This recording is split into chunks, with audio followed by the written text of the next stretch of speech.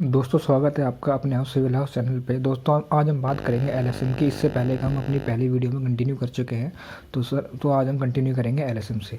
तो एलएसएम में बेसिकली दो टाइप के वो आते हैं, एक होता है कोलैप्स, एक होता है सर्विसिबिलिटी। कोलैप्स को बोला जाता है, ये एलएसएम जो मेथड होता है इसको बोलते हैं अल्टीमेट लिमिट स्टेट मेथड। इसमें एडवोकेट मार्जिन लिया जाता है सेफ्टी के लिए, जो कि अवेलेबल होता है नॉर्मल ओवरलोडिंग के लिए। उसमें इस और सेकंड पॉइंट इसका ये है कि इसमें strength like overturning, sliding, buckling, fatigue, flexure, compression etcetera को इंक्लूड किया जाता है।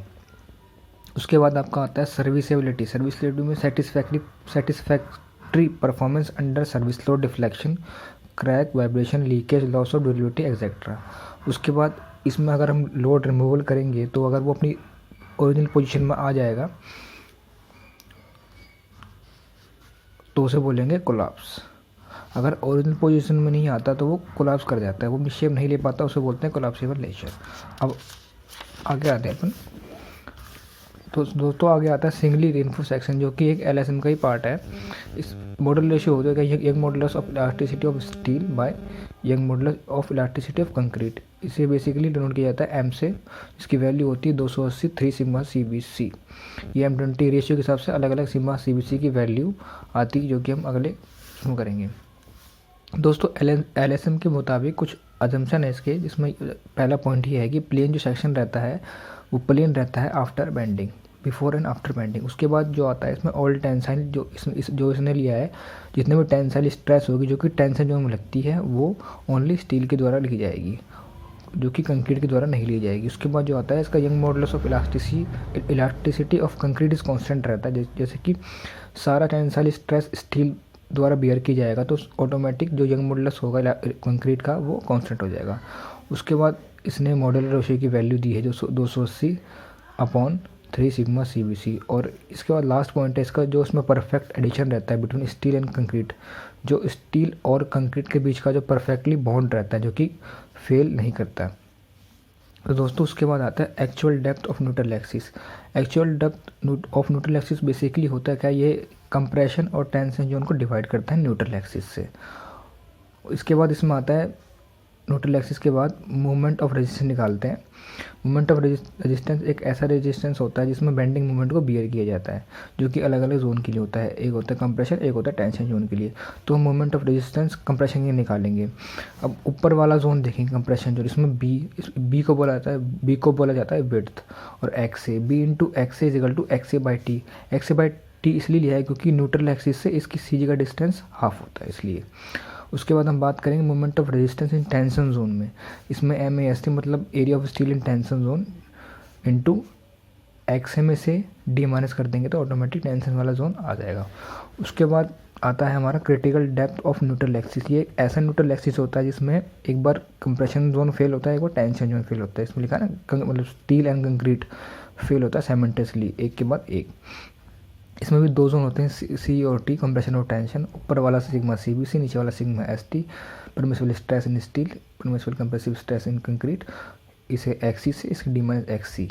इसके बाद इसमें अलग अलग ग्रेड आते हैं स्टील के, उसके हिसाब से इस K की वैल्यू होती है। Fe 250, 415, 500। Fe 250 के लिए 0.40, 0.281, 0.28 से। ये डायरेक्टली क्वेश्चन में जब K की वैल्यू आएगी तो डायरेक्टली अपन ग्रेड के हिसाब से, स्टील के ग्रेड के हिसाब से पुट कर दिया जाएगा।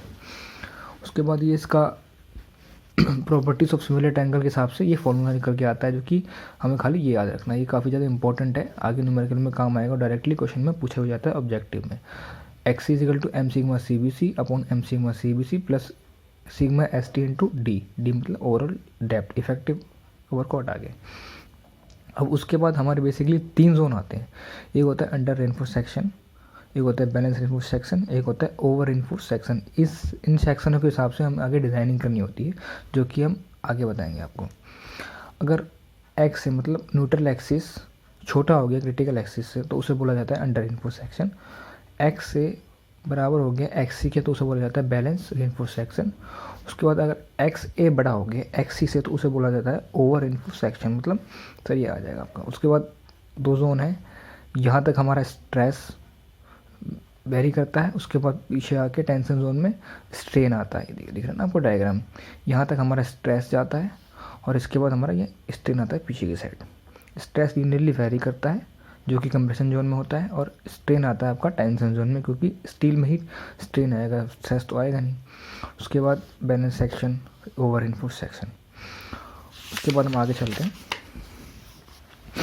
उसके बाद बेंडिंग मोमेंट की, जैसे हमने बताया, डिपेंड करता है इंटेंसिटी ऑफ लोड की, कितना इंटेंसिटी का लोड पड़ रहा है, उसके हिसाब से बेंडिंग मोमेंट को डिज़ाइन किया जाता है। उसके बाद मोमेंट ऑफ रेजिस्टेंस बताया आपको, maximum capacity of section two carry bending moment at which one material fail और बोथ द फेल। उसके बाद आता है हमारा moment of resistance. First case under reinforce section, दो जोन होते हैं बेसिकली, कंप्रेशन और टेंशन। ऊपर सी ए इंटू एक्स ए बाई 3, यहाँ से लेके जो इनके बीच का जो फोर्स होता है, कंप्रेशन और टेंशन जोन के बीच का जो फोर्स होता है, उसे बोला जाता है लेवर आर्म, जैसे मैंने आपको पहली वीडियो में बताया था। ये area of steel in tension zone, ये 3 बार प्रोवाइड कर रखी है। अब इसका मोमेंट ऑफ रेजिस्टेंस निकालेंगे अपन कंप्रेशन जोन के लिए और टेंशन जोन के लिए। देखा है moment of resistance of compression zone के लिए निकालने के लिए एक सिंपल सा बेसिक रूल होता है, कंप्रेसिव फोर्स को मल्टीप्लाई करते हैं अपन लेवर आर्म से। कंप्रेसिव फोर्स में 2 आते हैं, एरिया अंडर स्ट्रेस, कि इस एरिया में, कंप्रेशन एरिया में कितना आपका स्ट्रेस लग रहा है और कितने एरिया पे लग रहा है, इंटू सी ए, मतलब लेवर आर्म से मल्टीप्लाई कर देते हैं। तो इसका देखेंगे ऊपर कंप्रेशन जोन का सी, सी से इसे किया जाता है टी से डिनोट। अब कंप्रेशन जोन के लिए एरिया कौन सा है, बी इंटू एक्स है, ये बी आपका बिट दे रखी है, इंटू एक्स, यहाँ से यहाँ एक्चुअल डेप्थ एक्सिस, और इसमें कितना स्ट्रेस लग रहा है। हम न्यूट्रल एक्सिस से बात करते हैं इसलिए लिख रहे हैं 0, कि न्यूट्रल एक्सिस पे 0 होता है शेयर स्ट्रेस की वैल्यू, इसलिए यहाँ पे 0 लिया गया है, प्लस सी ए बाई 2, ये सी ए ये हाफ सेक्शन में लग रहा है इसलिए by 2, into lever arm D minus X A by 3। अब आते हैं हम टेंशन जोन पे। टेंशन जोन के लिए हमें ये करना है, ऊपर कंप्रेशन जोन था इसलिए कंप्रेसिव फोर्स किया, नीचे टेंसाइल जोन है इसलिए हम टेंसाइल फोर्स करेंगे, इंटू लेवर आर्म सेम हो रहेगा।